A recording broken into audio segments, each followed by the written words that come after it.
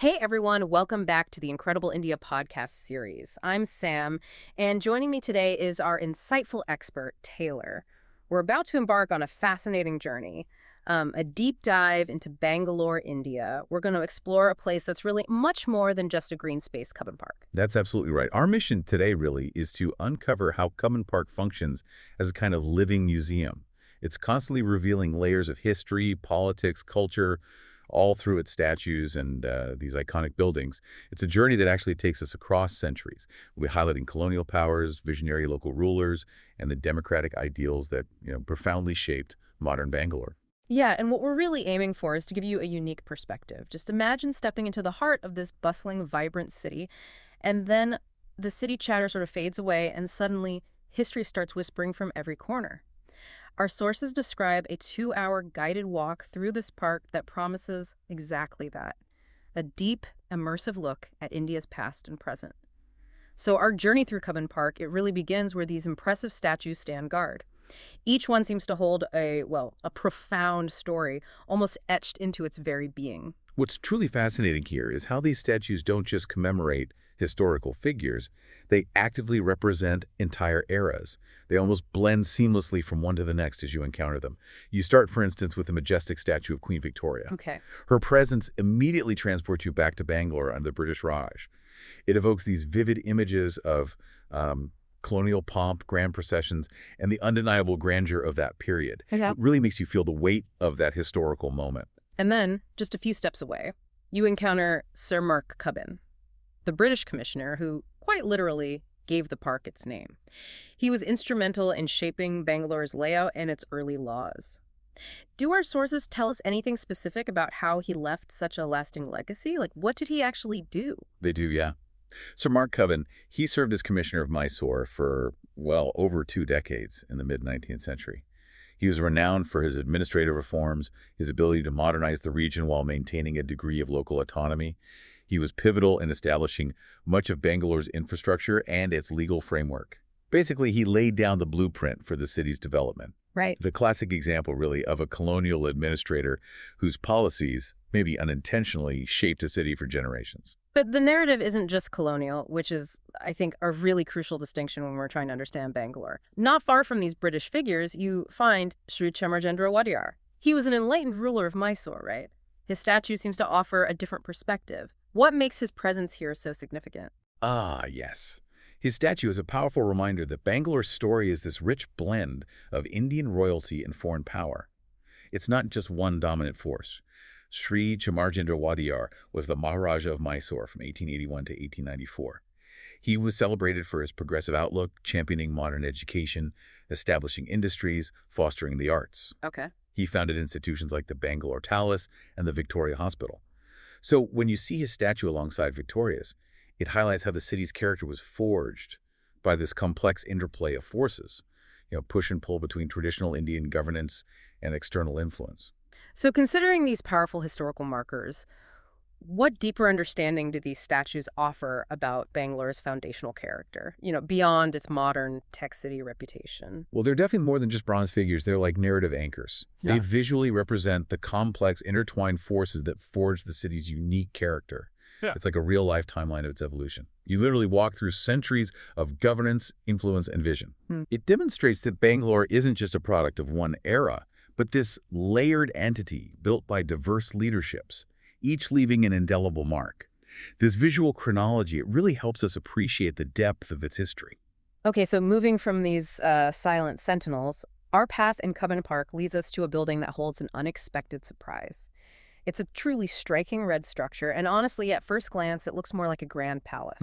It really does, yeah. It's the Sheshadri Iyer Memorial Hall, which houses the State Central Library. Its visual appeal is undeniable.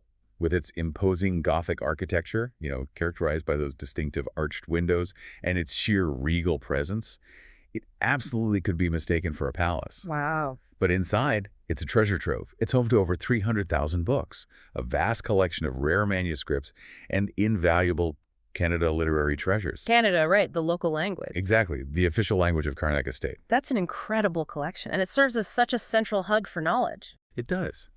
And this building, it connects to a remarkable visionary legacy. It's named after Sir K. Sheshadri Iyer. He served as the Dewan, or chief minister of Mysore, from 1883 to 1901. He was a true believer in progress and modernization. Okay. He initiated significant reforms in education, irrigation, industry. This library really stands as a testament to his vision for an educated populace. And what's particularly beautiful, maybe even poignant, is that even today, you'll find students flocking here during exam season. Really? Yeah, it's this timeless tradition that creates a direct living link between the past and the present. It shows how knowledge continues to be, well, revered. It's incredible to see a building so steeped in history still playing such a vibrant, active role in the community today. What do you think makes its legacy so enduring? Why isn't it just a historical relic?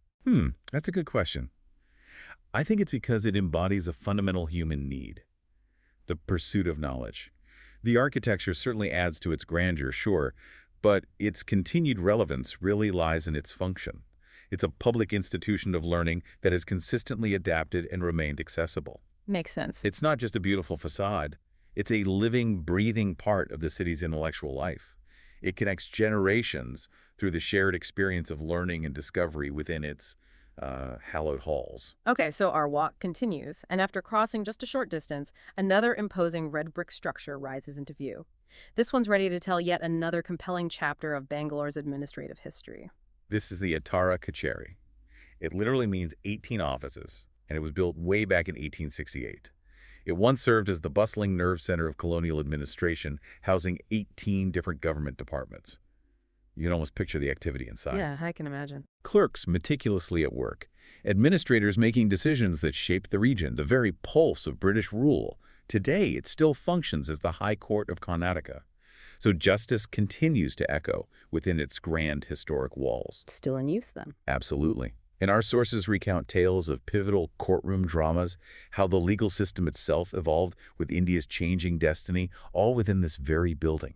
It makes you feel the immense weight of history, where crucial decisions were actually made. Now, what makes this particularly striking is that directly across from this imposing colonial relic stands an entirely different kind of monument, a monument to independent India. It's quite the visual statement, isn't it? It truly is a powerful juxtaposition. We're talking about the majestic Vidhana Soudha, built much later, of course, in 1956. It is India's largest legislative building, and it's a marvel of Neo-Dravidian architecture. Neo-Dravidian. Yeah, it's a style that draws heavily on traditional South Indian temple architecture, but reinterprets those elements for a modern government building. Think grand granite pillars, intricate carvings, soaring domes. It reflects a distinct regional identity. Okay. It was Chief Minister Kengal Hanumanthaya who envisioned it as this proud, uniquely Indian monument. It was meant as a direct, deliberate architectural response to the colonial era Atara Kacheri sitting just across the road. Wow. So this raises an important question then. While one building represents colonial law and administration, the other proudly proclaims the voice of independent India. What kind of symbolic dialogue does this architectural pairing create? It's a profound symbolic contrast, definitely. It's a physical representation of India's journey from colonial rule to self-governance. The Atara Kacheri stands as a testament to a system imposed from outside, right? While the Vidhana Soudha, with its distinctly Indian aesthetic and monumental scale, asserts a new national identity and democratic aspirations. The motto inscribed on the Vidhana Soudha, "Government work is God's work," really captures the spirit and the almost sacred ambition of a young democracy committed to serving its people. It's a powerful visual dialogue between two distinct eras, two philosophies of governance, physically manifested in architecture, standing face to face. It's quite a scene, isn't it? These two monumental buildings facing each other. But what does that visual dialogue tell us about India's journey, do you think? Well, it tells us that history isn't static. It's a dynamic conversation. The older building reminds us of what was the challenges and structures of a colonial past. The newer one proudly declares what is and what can be. A sovereign nation with its own voice, its own vision for law and governance. Right. Seeing them together offers this unique perspective on continuity and change, on how a nation embraces its past while forging its future. So for someone looking to truly immerse themselves in these stories, our sources really highlight the unique value of experiencing Cubbon Park through a guided walk. It sounds like having an expert by your side makes all the difference. It absolutely does. The guide, as described in our sources, isn't just someone reciting facts. They're described as a cultural evangelist. Interesting term. Yeah, someone who helps you not just see the statues and buildings, but truly experience and make sense of the rich heritage that's all around you. They connect the dots, share anecdotes, and really bring the history to life. Hmm. The walk itself is typically designed for about 2 hours, usually starts at the Queen Victoria statue and culminates at the Vidhana Sudha. Okay. And for planning purposes, it's worth noting the park is closed on Mondays and the second Tuesday of every month. Tours often start at 9 a.m. or 4 p.m. Good to know.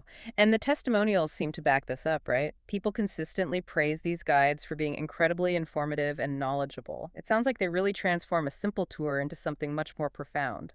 What aspects do listeners praise most about the guides, based on the sources? People consistently highlight how the guides go above and beyond to ensure a memorable, enriching experience. They're not just reciting a script, they're engaging.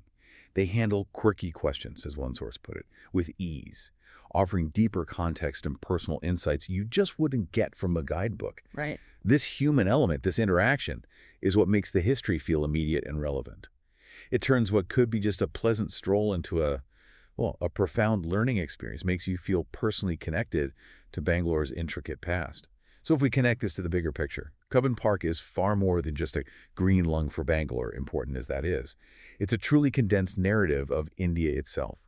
It's a place where colonial influence, enlightened local rule, and the aspirations of young democracy literally stand side by side, in plain sight. Yeah. It encourages us to fundamentally consider how physical spaces can become such potent living symbols of a nation's evolving identity and its complex, layered history. It shows us that every stone, every statue, every building has a story to tell, if we only know how to listen. It's a powerful reminder, isn't it? That history isn't just confined to books. It's alive in the very spaces we inhabit, the ground we walk on. This deep dive truly offers a direct path, a shortcut almost, to being well informed about the complex journey of a city and, by extension, a nation. And here's a provocative thought for you listening.